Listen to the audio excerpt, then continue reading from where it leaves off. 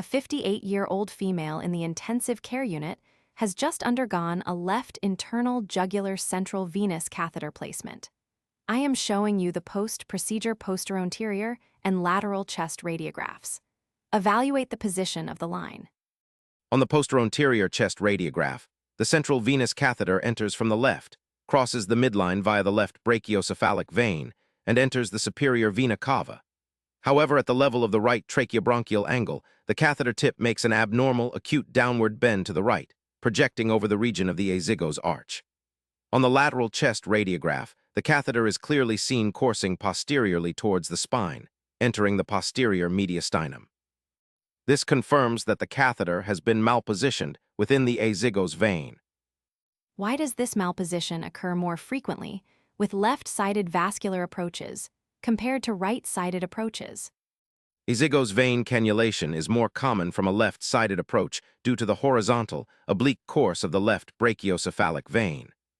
As it crosses the mediastinum, its anterocaudal arching directs the advancing guide wire and catheter directly toward the posterior wall of the superior vena cava, where the azygos vein orifice is located. Right-sided approaches have a more direct vertical pathway down the right brachiocephalic vein into the superior vena cava, making inadvertent entry into the posterior azygos orifice less likely.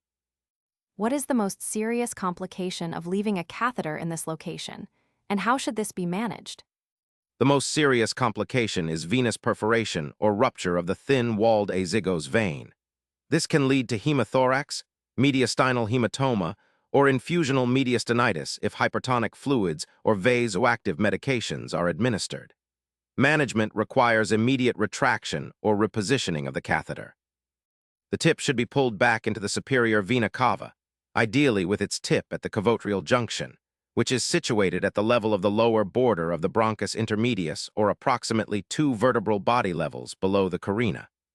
I would contact the ICU clinical team immediately to recommend repositioning and advise against using the line for infusions in its current position.